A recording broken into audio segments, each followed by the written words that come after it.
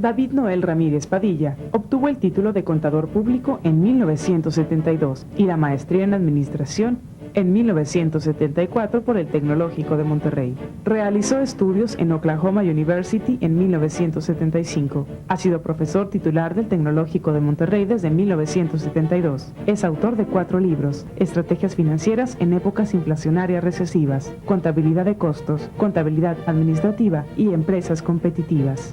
Es consultor de varias empresas y consejero de la Bolsa Mexicana de Derivados, Grupo Financiero Margen, Hospital San José, Dividendo para la Comunidad y Casino de Monterrey. Desde 1991, es rector de la zona norte del Sistema Tecnológico de Monterrey.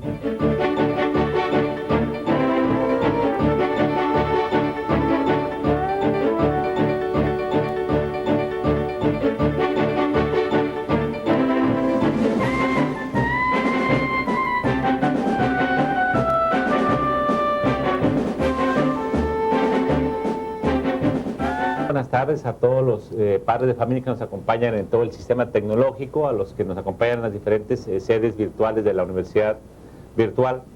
El tratar de acompañarnos en una reflexión muy profunda. Hoy en día, a lo largo y ancho del país, y inclusive a nivel mundial, se habla constantemente de una crisis de valores. Y a veces está la disputa de quién es el principal protagonista de estos valores. Y yo creo que algo que yo quisiera compartir el día de hoy, inclusive aquí el Tecnológico de Monterrey nos hemos echado a cuestas desde hace 2-3 años el proceso de reingeniería educativa, que le hemos llamado el rediseño. Y hoy en día los profesores que durante décadas nos acostumbramos únicamente a hacer énfasis en conocimientos en la clase, hoy en día en cada una de ellas nos hemos propuesto, sin importar el tipo de materia, sea finanzas, física, química, matemáticas, en que en cada clase el profesor ayudemos al estudiante a adquirir conocimientos, pero también fortalezcamos sus valores y también les desarrollemos habilidades. Esta trilogía, conocimientos, valores y habilidades, es la que le va a dar a nuestro egresado el día de mañana una excelente oportunidad de veras, de todo la misión de la universidad que se logre, que es que toda persona que venga a una universidad logre en su proceso de formación entender la razón de vivir. Es imposible que alguien que únicamente se enfoca al conocimiento logre en una forma satisfactoria entender la razón de la vida. Y por eso hoy el Instituto Tecnológico nos hemos, repito, propuesto y lo estamos implementando. Vamos despacio porque implica un cambio no fácil, pero estamos convencidos de que este cambio es irreversible. No podemos permanecer indiferentes ante el sentido integral de la formación de nuestros egresados, de nuestros estudiantes. Pero aquí hay un punto muy interesante. O sea, el punto es el siguiente. Los valores, hoy en día a veces, y yo les digo a veces a mis compañeros de trabajo aquí en el Tecnológico, decimos, el TEC de Monterrey da valores, o tal colegio da valores. Con todo respeto, yo creo que ningún colegio, ninguna universidad, podemos etiquetarnos ese verbo de dar. Los valores se dan exclusivamente en la familia. Los colegios, las universidades, lo que hacemos, y eso es nuestra responsabilidad, fortalecemos los valores. En pocas palabras, jamás en ninguna sociedad, ni el colegio ni la universidad, tomar el rol que corresponde precisamente a los padres de familia.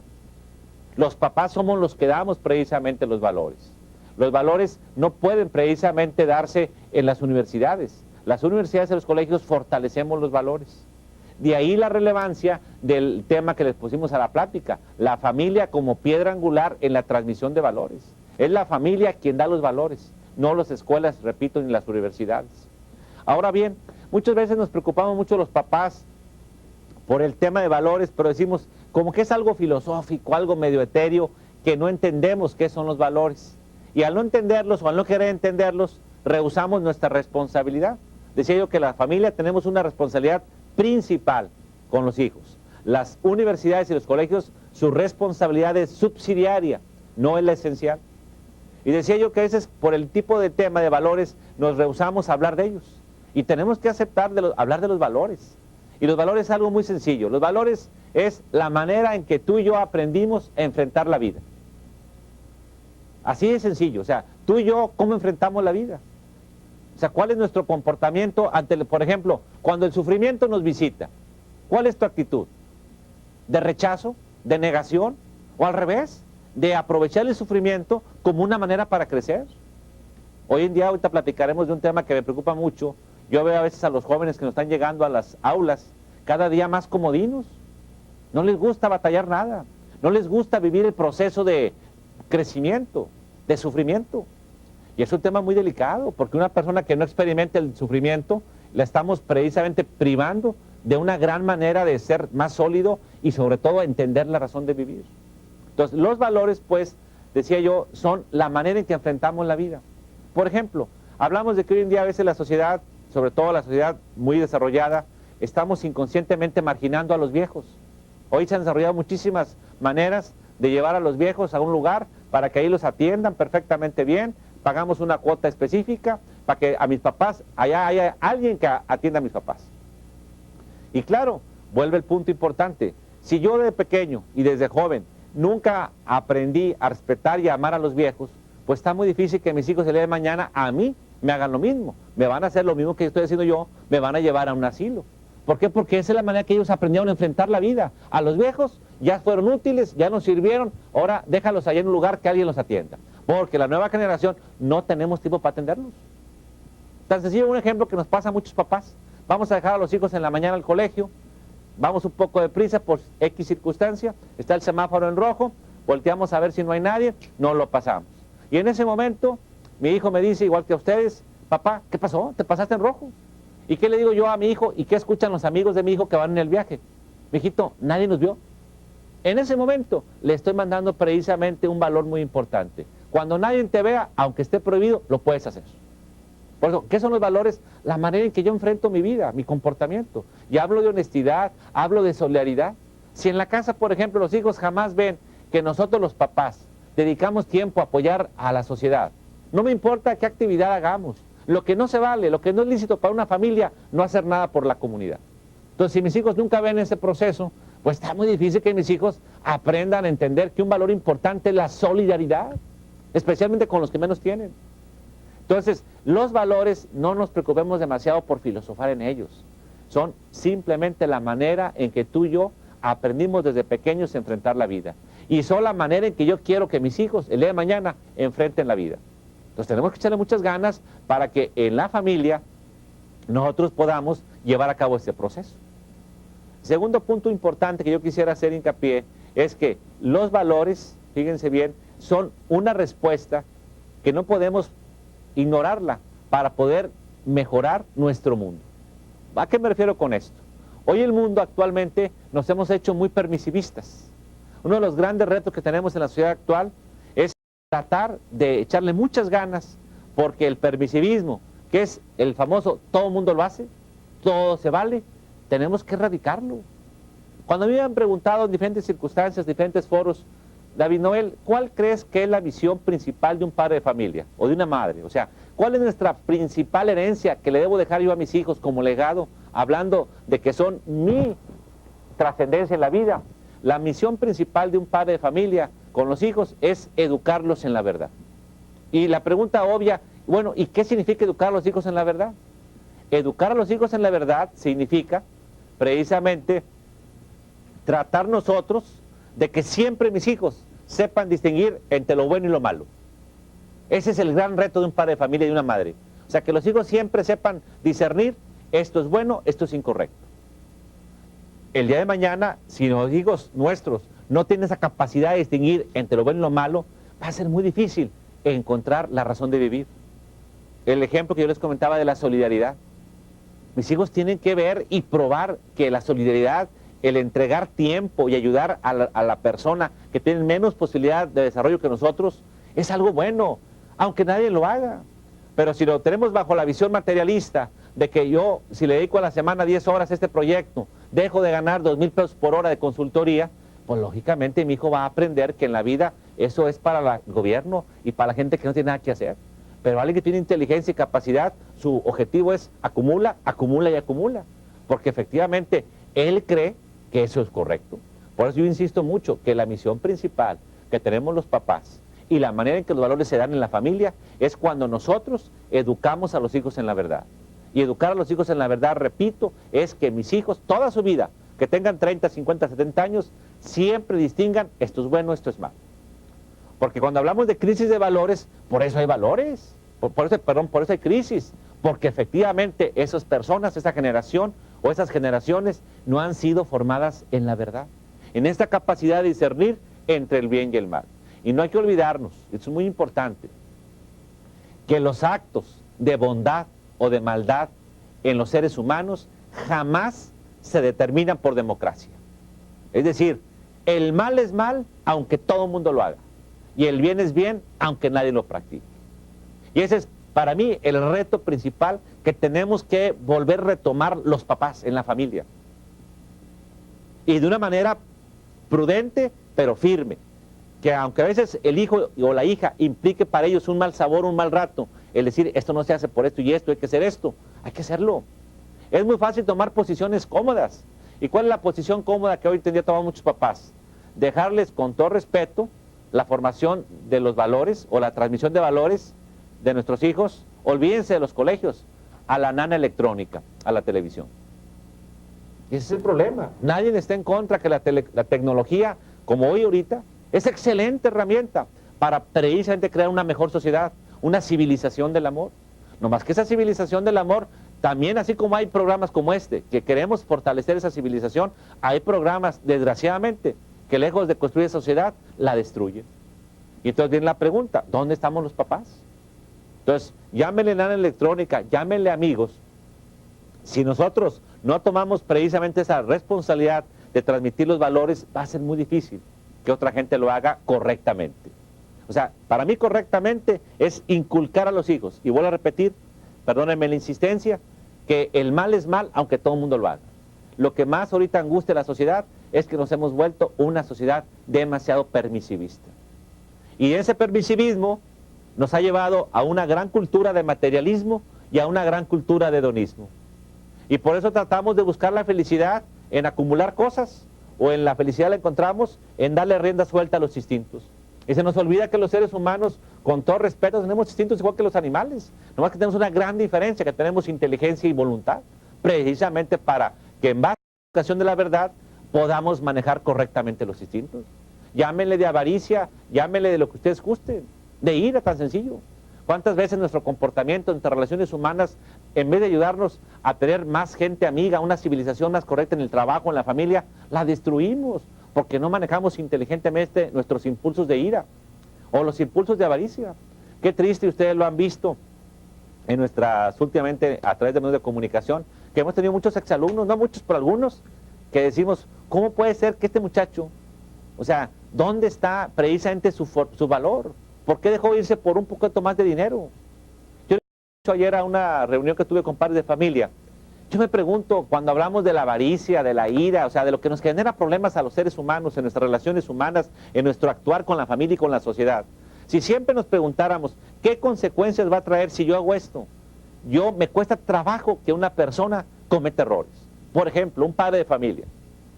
Oye, sabiendo lo que implica tomar algo que no es tuyo en una organización, lo que va a implicar tu prestigio, tu imagen, la reputación de tu apellido, tus hijos, por más que me menciones millones de pesos, no vale la pena.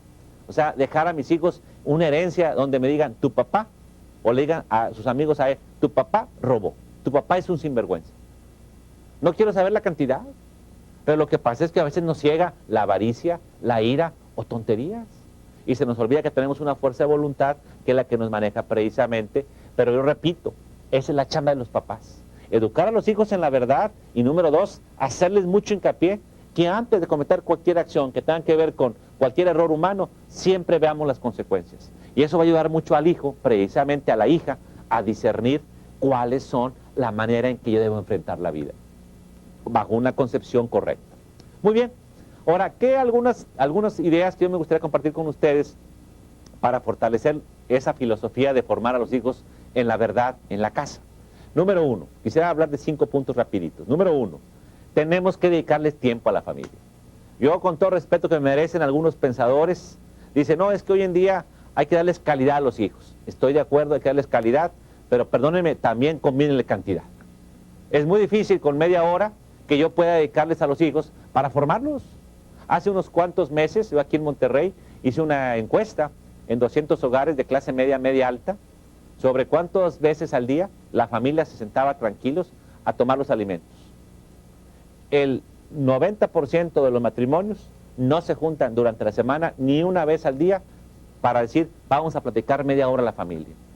Pues está muy difícil, que si no hay paz en las casas, si no hay tranquilidad para intercambiar opiniones papás y hijos, podamos transmitir nuestra cultura. ¿Y por qué me interesa que estemos en paz media hora los hijos platicando con los papás o una hora? Porque a través del diálogo viene la manera, la oportunidad de formar a los hijos. Por ejemplo, llega mi hijo en la noche, le pregunto, ¿cómo te fue, mi hijo, en la cena?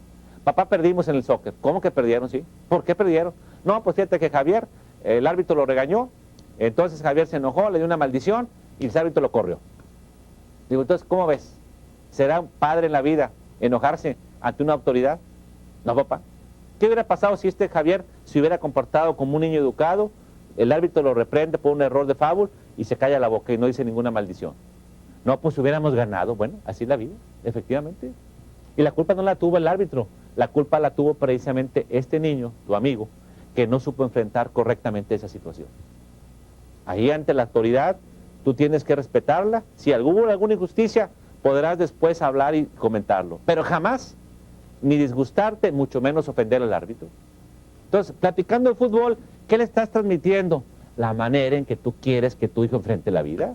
Que el día de mañana, que esté con su jefe, olvídate del árbitro, y que diga el jefe, hay esta situación en la empresa, urge este problema, no responda con ira, al contrario, el niño aprenda que el día de mañana, aunque sea profesionista, tiene que respetar una autoridad, que en la vida no vamos a ser cada quien lo que queramos.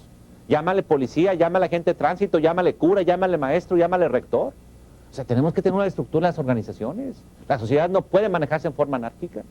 Pero vuelvo al tema, si no hay ese intercambio, está muy difícil que yo le pueda transmitir a mis hijos los valores. Entonces, hay que dedicarles tiempo. Porque si no les dedicamos tiempo, es muy difícil. Con todo respeto, yo a veces veo que en las ciudades, sobre todo ya grandes, los hogares nos hemos convertido en hoteles y restaurantes. Hoteles y restaurantes. Y siempre hay argumentos por qué no se puede estar juntos. Pero como yo le digo mucho a las personas, querer es poder. Cuando ando enamorado de una muchacha, no te importan, te brincas todas las trancas. Aquí es igual, cuando tú le das relevancia a que hay que dedicar tiempo a la familia, tú te vas a esforzar por estar con tus hijos. Pero si para ti la familia otra vez es tercer nivel, lo que te preocupa es puro acumula, trabajar como loco y a ganar dinero, o andar en la vida social, bueno, pues esa es tu jerarquía de valores. Nomás que después no te des espaldarazos ni golpes contra la pared porque tus hijos actúan de una u otra manera. Porque tú desgraciadamente no tuviste la oportunidad de ayudarles a enfrentar la vida. Y se la dejaste a la televisión o a los amigos. Segundo punto importante, que hoy en día vale la pena hacer mucho esfuerzo, es en lo que se refiere a la importancia de crear una conciencia de cultura de esfuerzo. Yo les comentaba hace unos momentos, a mí me preocupa mucho ver a muchos muchachos jóvenes, a veces hasta cansados de vivir y demasiado comodinos. Y cuando empiezo a escarbar un poquito, pues ¿qué encontramos? Que muchos de nosotros los papás, en un amor, con todo respeto, mal entendido, los hemos mal formado. No hacen ni siquiera su cama, no colaboran nada en la casa. Y a los papás a veces me ha tocado ver bastantes ejemplos de hijos, cuando yo llevo a mis hijos a la secundaria o a la primaria, que todavía lo llevo, de ver cómo los niños les hablan a los papás, como si fueran, o a las mamás, como si fuesen simples choferes de taxis. Y ven por mí, ya haz esto, ya el otro, y espérame un momentito. Y todo es para que el niño no batalle y que el niño no se esfuerce. Y perdónenme, yo soy un convencido que los papás que no lanzamos a los hijos al sacrificio, al esfuerzo, a la cultura de ser probados en el sufrimiento, los traicionamos. Porque ustedes saben igual que yo, que en nuestra existencia hay más días grises que luminosos. Hay más días donde efectivamente experimentamos el sufrimiento. Pero cuando te prepararon para experimentar el sufrimiento y eres capaz de sacarle provecho, de crecimiento, va a ser muy padre. Pobres de aquellos niños y niñas que efectivamente nunca fueron capaces de aprender a que el esfuerzo es una cultura que debemos cultivar.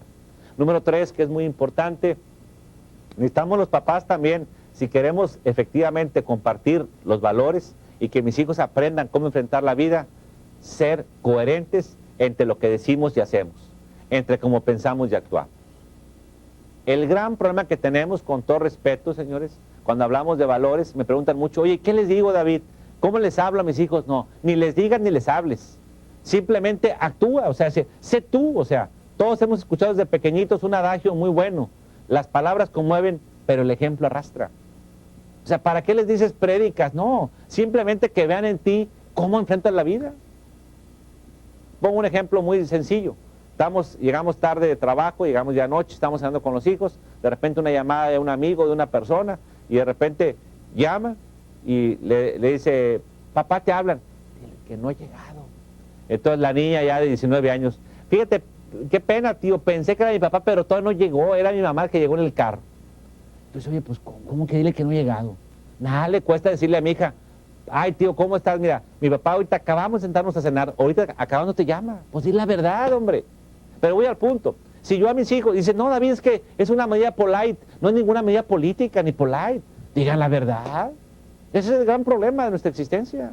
De que ya hablamos con mentiras pequeñitas, pero le mandamos un mensaje a los hijos. Ustedes usen mentiras para informar. Es un ejemplo muy sencillo, por eso el tercer punto para mí es muy importante. Los valores no se dan con prédicas. Los valores, qué bueno que lean libros los niños, o tú también puedes leer libros sobre los papás, pero sobre todo yo les recomiendo mucho, vivamos el testimonio. Nuestros hijos no son tontos, o sea, de nuestra capacidad de comportamiento es donde toman su forma de ser. Eso es algo fundamental. Y volvemos al tema de las universidades y los colegios. ¿De qué sirven que las monjitas, los hermanos religiosos, o aquí en el TEC de Monterrey, le digamos a los niños, hay que respetar, hay que ser solidarios, si en su casa ven todo lo contrario? A mí una vez me tocó un alumno mío en el último semestre, seminario de finanzas. Estábamos hablando de un caso de ética sobre el problema de la remuneración de los trabajadores. Y entonces comentábamos el caso muy, muy serio, que tenía una empresa cerca de 2 años con muchos trabajadores totalmente por honorarios eventuales. No les habían dado la planta, ya tenían 2 años trabajando ahí. Entonces, lógicamente, la discusión fue obvia. A ver, muchachos, ¿qué opinan? ¿Eso es ético o no ético? Y claro, en general hubo una opinión unánime. Eso es antiético. A una persona que ya tiene 2 años, ni olvídate de dudarle, hay que darle la planta. ¿Cómo que lo tienes por honorarios? No hay seguro social, no hay nada.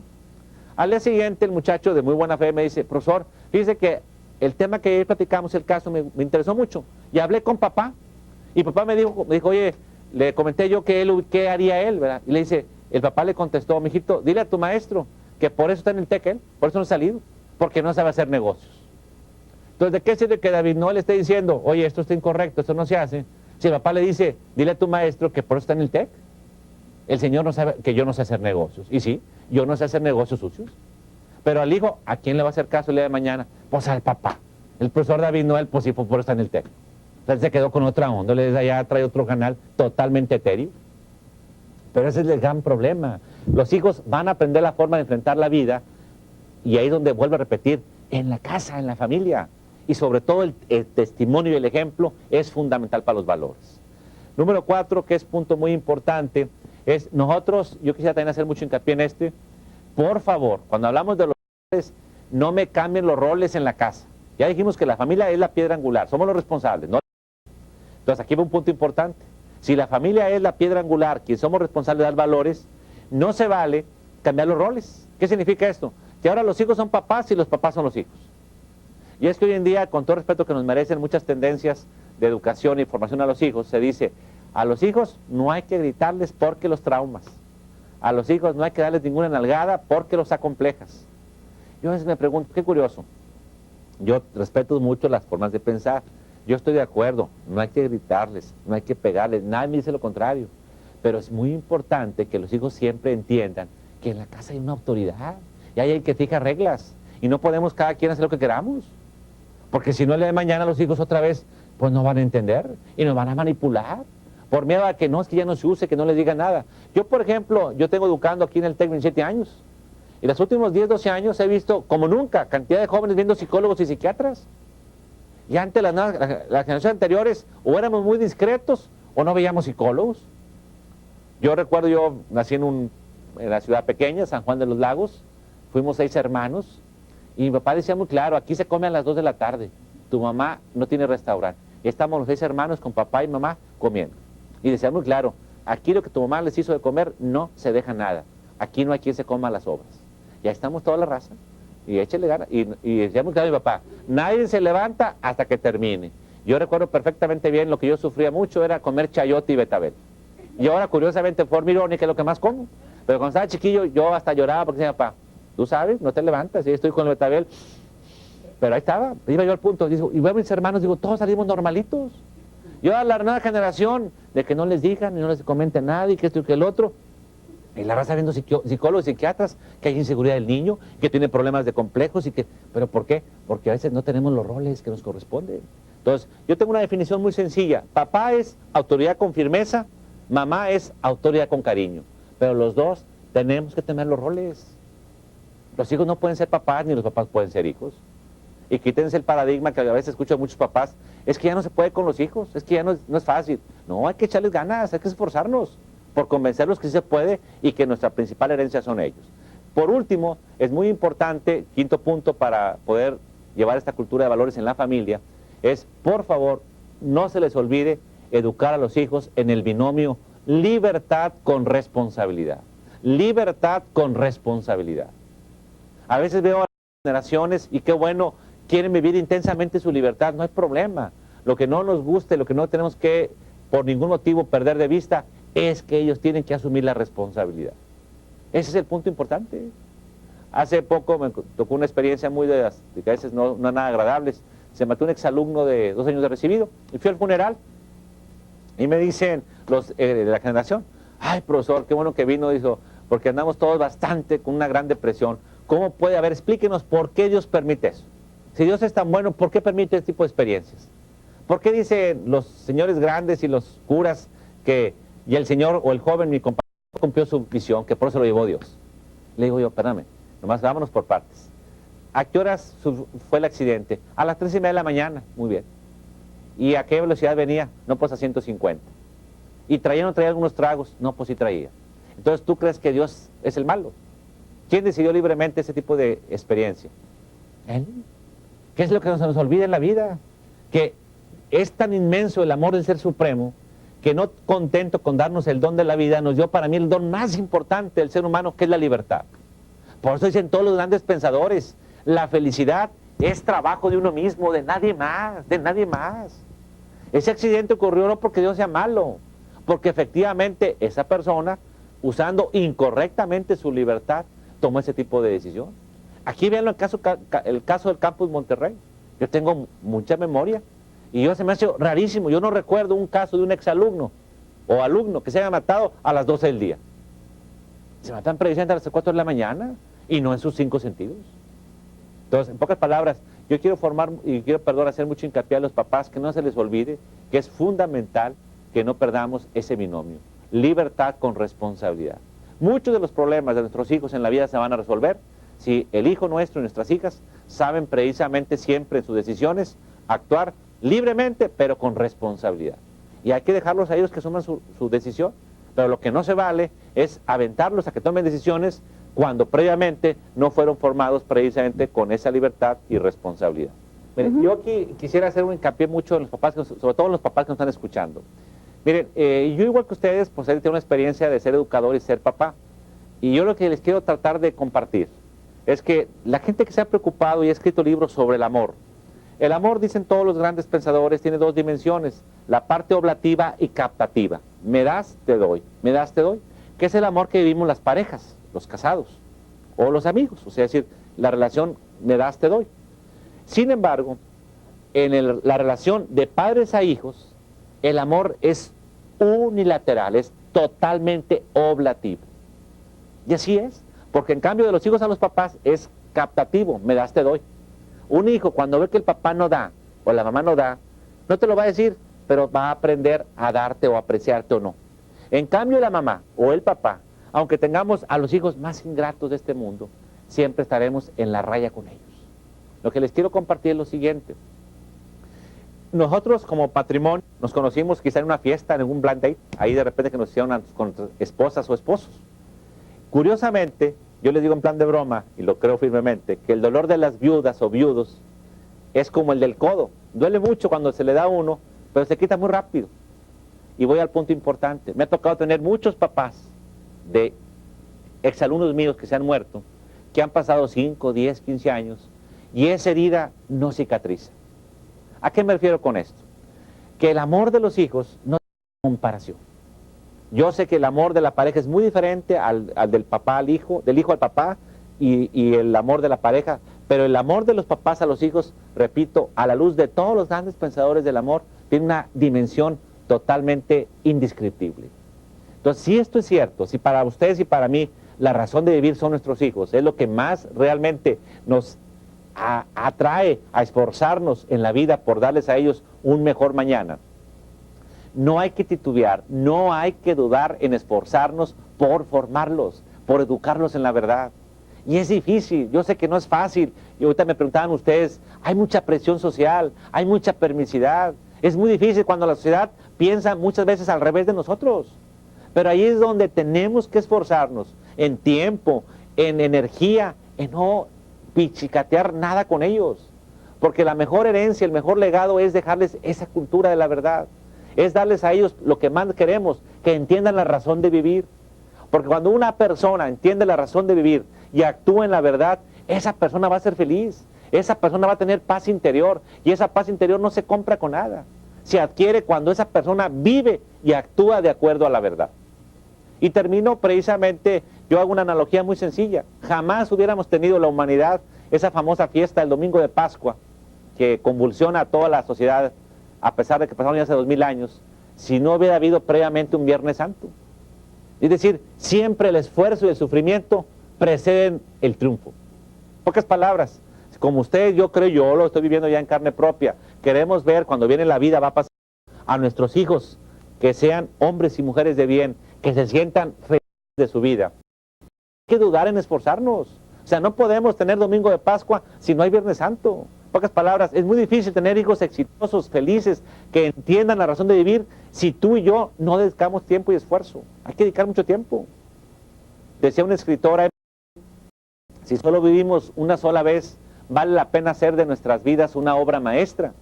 Yo soy un convencido, pero convencido, de que si Dios nos regaló 1, 2, 3, 4, 5 hijos y participamos en la transmisión de la vida en esos hijos, vale la pena hacer de cada hijo una obra maestra. Muchísimas gracias y ojalá esta plática haya sido útil para que todos crezcamos. Muy buenas tardes. Muy buenas tardes.